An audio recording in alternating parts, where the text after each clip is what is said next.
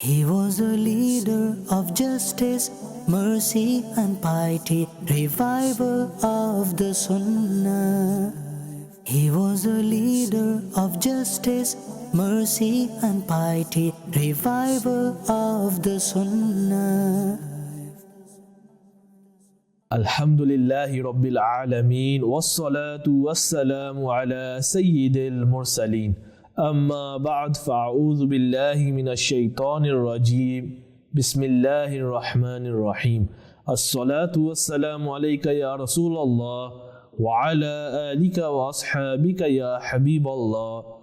As-salatu wassalamu alayka ya Nabi Allah, وَعَلَىٰ آلِكَ وَأَصْحَابِكَ يَا نُورَ اللَّهِ. Dear viewers of Madani Channel, welcome back to our series, The Blessed Life of Sayiduna Umar bin Abdul Aziz, rahmatullahi ta'ala alayhi.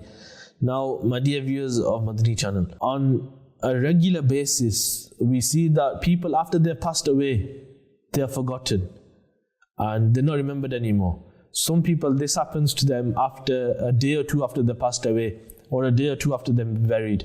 People who used to live with them, who used to know them, who used to spend time with them, now have forgotten them. They don't remember them. They don't think about them anymore. Some people maybe for a month or 2 months or a year, they remember, people remember them, still think about them. But after that, they're forgotten. Some people maybe a generation or 2 generations, for that period of time, they are remembered. Then after that, they are forgotten. No one remembers them. Some people maybe 100, 120, 150 years, they are remembered. But after that, nobody remembers them. Nobody knows who they were. Nobody knows what job they did, how they lived, what their character was like, what their attributes were, how they behaved. Nothing about them. Nobody remembers anything about them. Some people wouldn't even remember their names as well. But my dear viewers of Madani Channel, this is only for normal people, for people who didn't achieve much in their life. For the average person, there are some blessed personalities who achieve so much in their life, who leave such a legacy behind that not only 100 or 200 years later, centuries upon centuries later, they are still remembered. People still think about them. People still look up to them. People still know them. People still learn about them. People still want to be like them. And one such personality is Sayyiduna Umar bin Abdul Aziz, rahmatullahi ta'ala alayhi. That is why throughout this series, we are talking about the blessed characteristics and blessed attributes of Sayyiduna Umar bin Abdul Aziz, rahmatullahi ta'ala alayhi, and trying to take lessons from his blessed life so that we can follow in his blessed footsteps and try to achieve some of the success that he had, to try and follow in the legacy that he left behind. And my dear viewers of Madani Channel, is mentioned that the leader of the Hanbali school of thought, the founder of the Hanbali school of thought, Imam Ahmad bin Hanbal, rahmatullahi ta'ala alayhi, he said regarding Sayyidina Umar bin Abdul Aziz, rahmatullahi ta'ala alayhi, that when you see that a person has devotion, has love towards Sayyidina Umar bin Abdul Aziz, rahmatullahi ta'ala alayhi, and he arranges the mention of his attributes and spreads them, then this will result in only goodness for him. So my dear viewers of Madani Channel, in this series we are talking about the attributes of Sayyidina Umar bin Abdul Aziz, rahmatullahi ta'ala alayhi, and spreading them with this intention and hope that it will result in goodness for every single one of us. May Allah Almighty allow us to truly follow in the footsteps of Sayyidina Umar bin Abdul Aziz, rahmatullahi ta'ala alayhi. My dear viewers, in today's episode, we are going to be talking about the passion which Sayyidina Umar bin Abdul Aziz, rahmatullahi ta'ala alayhi, had calling people towards righteousness. And we're going to try and take lessons from his blessed life and try to develop a passion within ourselves to follow in this blessed trait as well. It's mentioned after Sayyidina Umar bin Abdul Aziz, rahmatullahi ta'ala alayhi, he left the governorship of Madinatul Munawwara. Now, there's a difference of opinion. The different narrations are mentioned regarding how he left the governorship of Madinatul Munawwara. Some mention that he resigned, and some mention that he was forced out, that he was forced to leave. Nevertheless, when he left the governorship of Madinatul Munawwara, he reached an area called Suwaida, and he stayed there for a short while. But then he thought about it. It was for the goodness of the Muslims, for the welfare of the Muslims, that he shouldn't stay here anymore and he should move to Damascus, where the Caliph of the time resided, so that if he was closer to the Caliph of the time in terms of location, he could advise the Caliph of the time on the decisions that he made and made sure that they were for the betterment of the Muslims. So then he moved from Suwaida to Damascus, and he lived in the neighborhood of the Caliph of that time, Walid bin Abdul Malik. So now when he was here, and he was here for this intention that he could stop him from cruelty. He was here so that he could stop him from making bad decisions. And then, my dear viewers, a time came when he was appointed as one of the members of the executive advisory board of the Caliph of that time in Damascus. And now when he was part of this committee, whenever he would see something wrong, or he would think something is wrong and he didn't agree with it, he would always speak out. He would always tell the Caliph or his advisors that this thing which you are doing is cruel, or this thing is wrong, you shouldn't be doing this. And let's listen to one instance like this. It's mentioned in one instance, he said to the Caliph, Walid bin Abdul Malik, that I want to speak to you, so when you have time, tell me and I will speak to you. And the Caliph said to him straight away that, go on, you can speak now. But Sayyidina Umar bin Abdul Aziz, rahmatullahi ta'ala alayhi, he said, no, I want you to listen attentively to what I have to say. I want you to pay attention. I want you to listen with satisfaction and concentration. So when you are free, then tell me.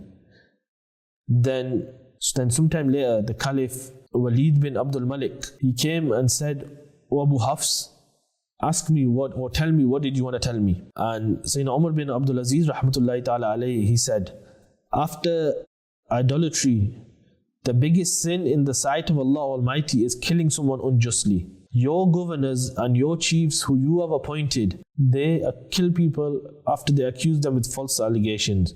Now you have appointed them. So he's telling the Caliph of the time. Just imagine it.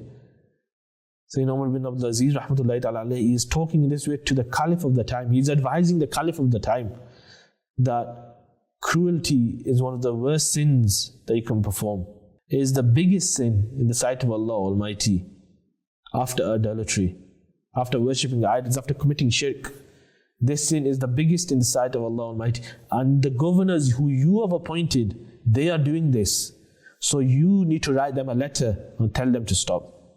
So he said, write to all your governors that no governor is allowed to kill anyone until they send you, either Caliph, Shari evidence, and you decide whether death is deserving or not. Either deserve death or not. You have to make that decision. And you can imagine it. He was the king, he was the leader. And he's being advised by Sayyidina Umar bin Abdul Aziz, rahmatullahi ta'ala alayhi, in this manner, in front of both the people. He became angry.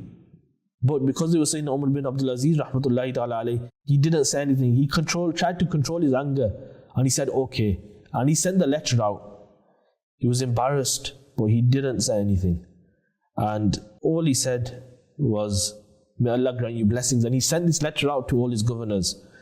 And except for one, none of them said anything. They didn't think of it as bad. But one, Hajjaj bin Yusuf, he did not like it at all. Hajjaj bin Yusuf was an individual who did kill people unjustly. So he thought that this letter was only sent to him and he was being targeted because of his action. So he became restless. And he kept thinking that why has this letter been sent to me? Why has it been sent to me? But then after a while he realized everybody's been sent the letter. So he calmed down a little bit. But he was still angry.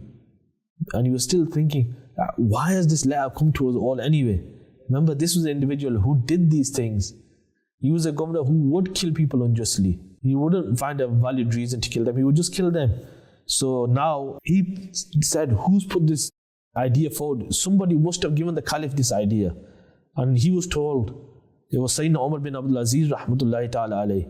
And when he heard this, he thought, oh, it has to happen now. Nobody could go against it. If it's suggested by Sayyidina Umar bin Abdul Aziz, rahmatullahi ta'ala alayhi, nobody can turn it down. But he decided at this point, Hajjaj bin Yusuf, the governor, he decided that I'm going to play a trick on them.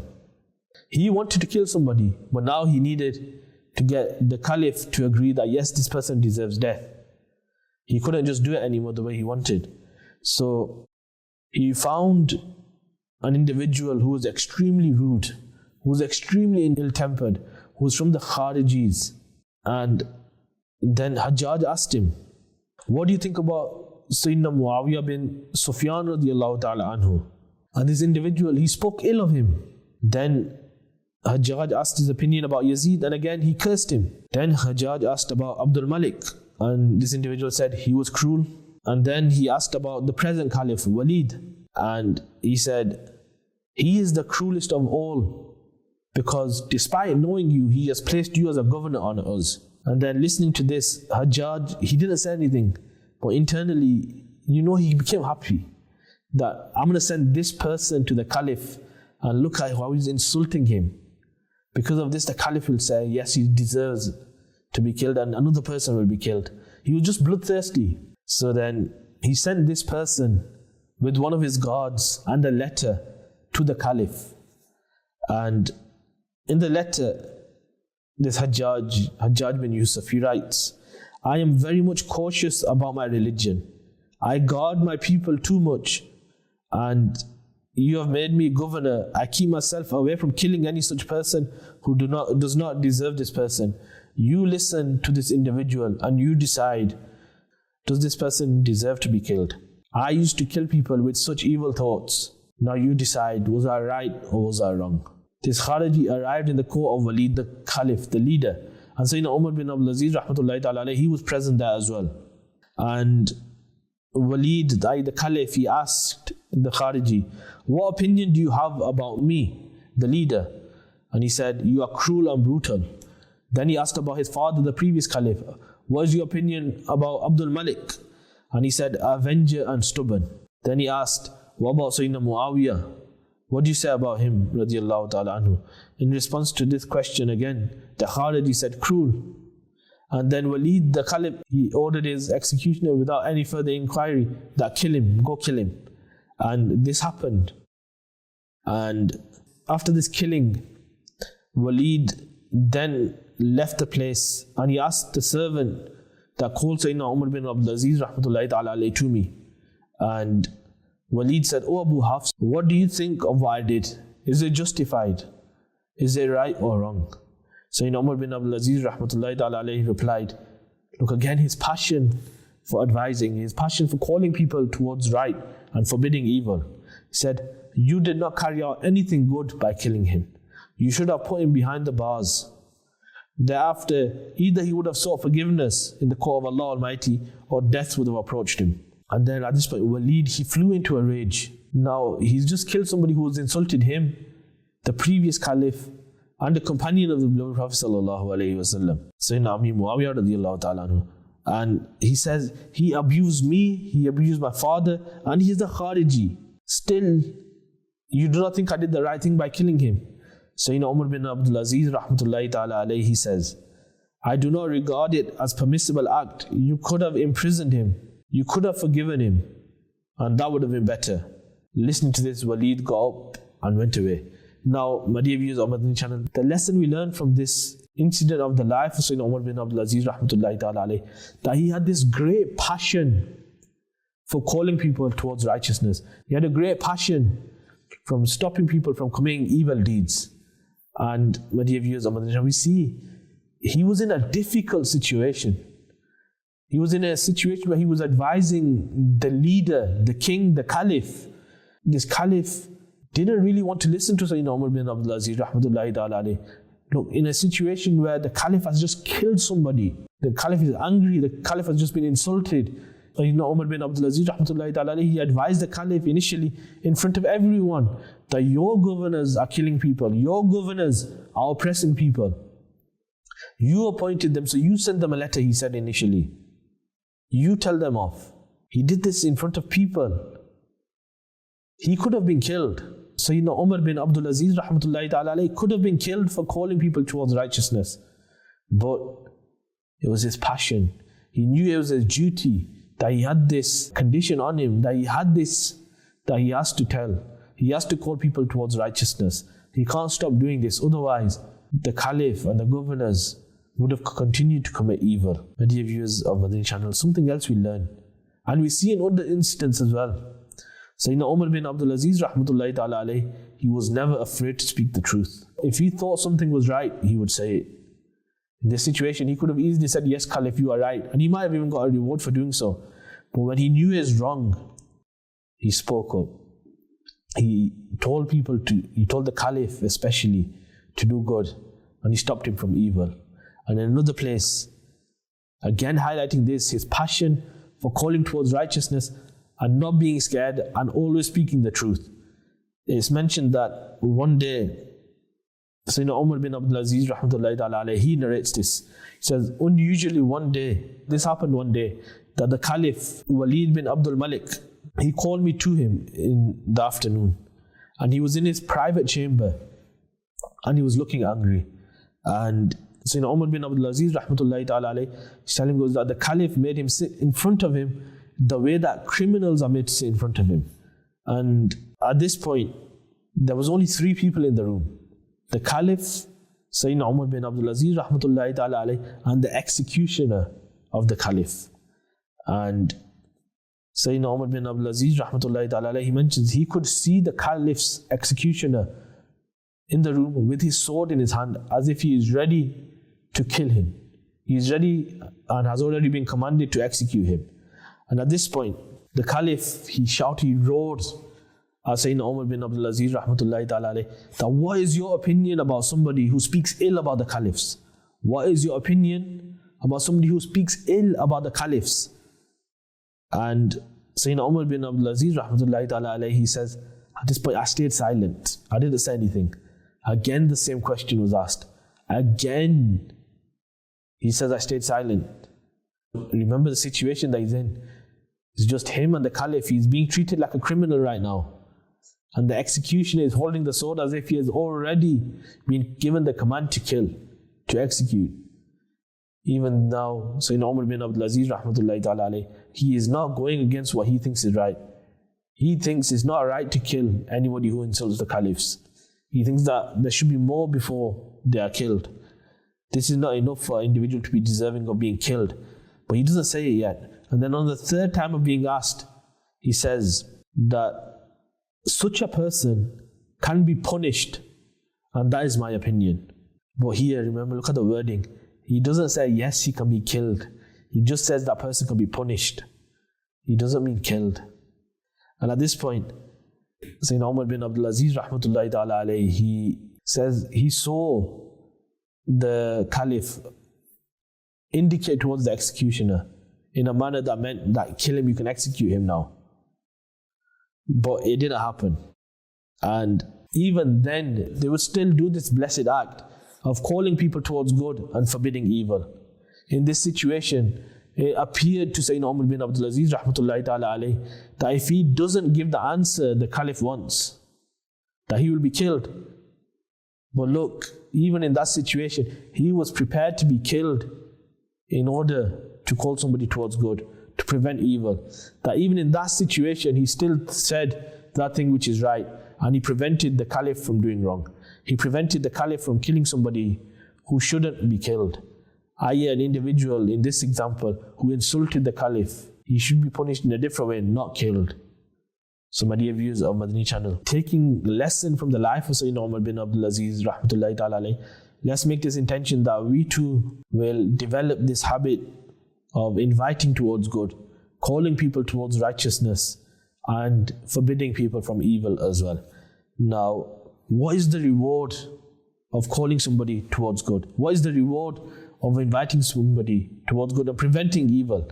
It's mentioned that Sayyidina Musa once humbly asked Allah Almighty, "O Allah, what is the reward of the one who calls his brother and asks him to do a virtuous deed, and he prevents him from evil?" Allah Almighty says, "I write down a reward for a year worship for each word, and I stop giving him the torment of hell." For each word, a year's worth of worship is written for that individual, my dear viewers of Madani Channel, who invites somebody towards goodness. My dear viewers, this act of inviting somebody towards goodness, it's a win-win. You can't lose with this act. If you try to prevent somebody from doing evil, you can't lose. It's a win-win. Look, For every word that you speak, you gain the reward of 1 year's worth of worship. For every word you speak, for every single word, not for every sentence, not for every time you do it, for every word you speak whilst you are inviting somebody towards goodness or you are preventing them from evil, a year's worth of worship is written for you. What else could we want, my dear viewers? And look, this reward is regardless of whether or not the individual accepts your invitation, regardless of whether that individual listens to you or not. Just you merely telling him is a means of reward. But my dear viewers of Madani Channel, just imagine the individual does listen. You invite somebody towards good, you invite somebody to do a good action or to stay away from something evil. Not only do you get the reward of inviting him, but imagine the individual actually listens and follows through with what you have said. Look at the multiple, or how the reward can be multiplied and the great rewards that you can gain. Now, I want to mention one incident. It's mentioned, this individual talks about himself. And this individual is from an area in Multan in Pakistan. And he says, before I was in the environment of Dawat-e-Islami, before I was in the beautiful environment of Dawat-e-Islami, I used to be an individual who was famous in my local area. And I was famous for the wrong reasons. I would always cause trouble for people. I would always cause harm to people. And I was always in trouble with the police every couple of days. I was always in prison every couple of days. And people, they used to stay away from me. They used to stay away from my family. And my family members and friends were extremely sick and disappointed and fed up with my activities. That they didn't like me anymore. They were fed up with me. Then a time came that I became the opposite. At one point I was famous for being bad, for being evil, for causing mischief. Nobody wanted to be with me. Nobody respected me or liked me. But then a time came where I was famous for the good reasons. Everybody looked up to me. Everybody would tell their children about me and want their children to be like me. I would call people towards good and stop them from doing evil. People who used to behave like I used to behave, I now tell them this is wrong, you shouldn't do this. You should stay away from this, you should do this instead. And this change happened because of the beautiful environment of Dawat Islami. He says that one day, an individual, he came and he gave me a cassette with the speech, The First Night in the Grave. So the speech was labeled The First Night in the Grave. And I listened to this speech, I listened to this cassette, and this cassette, it gave me goosebumps. It scared me so much, the description of the grave. It scared me so much that I started thinking, what am I doing with my life? What actions am I doing? That I cause so much harm and mischief in society, that people are fed up with me. People don't like me. I cause harm to them. They hate my family because of me. The police doesn't like me. Nobody in society likes me. And this is the grave for the actions I'm doing. Look at the punishment that I'm going to get. He says, after this, I did tawbah, I repented. I stopped doing those sins. I started traveling in the Madani Kafilas of Dawat-e-Islami. I started attending the weekly gatherings of Dawat-e-Islami. I even had the fortune of meeting the founder of Dawat-e-Islami, Maulana Ilyas Qadri Hafizahullah. And I started being involved with this beautiful environment.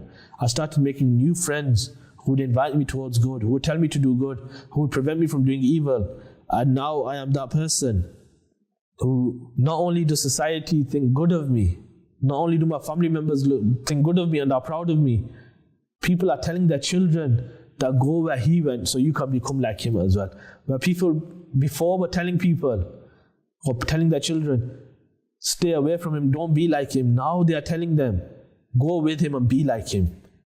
And all of this is what? Because of a few words of an individual who called him towards righteousness, who told him to do something good, who gave him a cassette. Look, the reward that individual who called him towards good will be getting. Firstly, every sentence that he spoke, every action that he did, well, he would be getting reward. For every word that he spoke, he would get a year's worth of worship. And then just think about the reward, how it will multiply. He stopped an individual from committing sin. Individual who was hated by society now stops harming society and those in that society. Now the society will be happy that who is the individual who told this person to stop his evil ways. They will be doing dua for that person. The family members of the individual who has changed will be doing dua for him. That who was this individual who came and gave him this invite to this environment to stop doing evil and start doing good? Who has changed his life? They will be doing dua for him.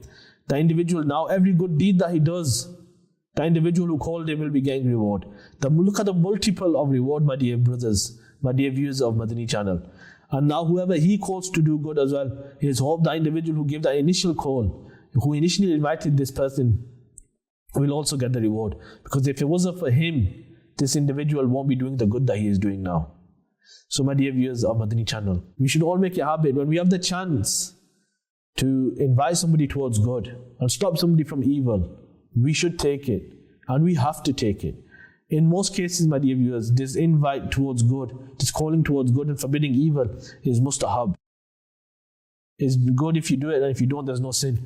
But in some situations, it actually becomes wajib. The scholars mention it will actually become wajib when you have this strong probability that you think that this individual, if I tell him, he will actually stop doing this evil act. So if there's somebody who you know drinks alcohol, and you know you have this strong assumption that if I tell him, he will stop, scholars mention it's actually wajib for you to tell him, because you know that he will listen to you. So why are you not telling him? So my dear viewers of Madani Channel, let's make this intention. If it is ever wajib on us to stop somebody from doing evil or call towards somebody towards good, that we will do it. Even if it is mustahab, looking at the rewards that an individual will get, let's make this intention that we will invite towards good and prevent from evil as well. We will follow in the footsteps of Sayiduna Umar bin Abdul Aziz rahmatullahi ta'ala alayhi. Even if it is not easy, even if we think it is difficult, keeping in mind the blessings and the rewards for calling towards righteousness, from preventing evil, we will follow in the footsteps of Sayyidina Umar bin Abdul Aziz rahmatullahi ta'ala alayhi. Ameen bijahin nabiy al-ameen. Sallu ala al-habib. Sallallahu ta'ala ala Muhammad. Sallallahu alayhi wa sallam. He was a leader of justice, mercy and piety, revival of the Sunnah. He was a leader of justice, mercy and piety, revival of the Sunnah.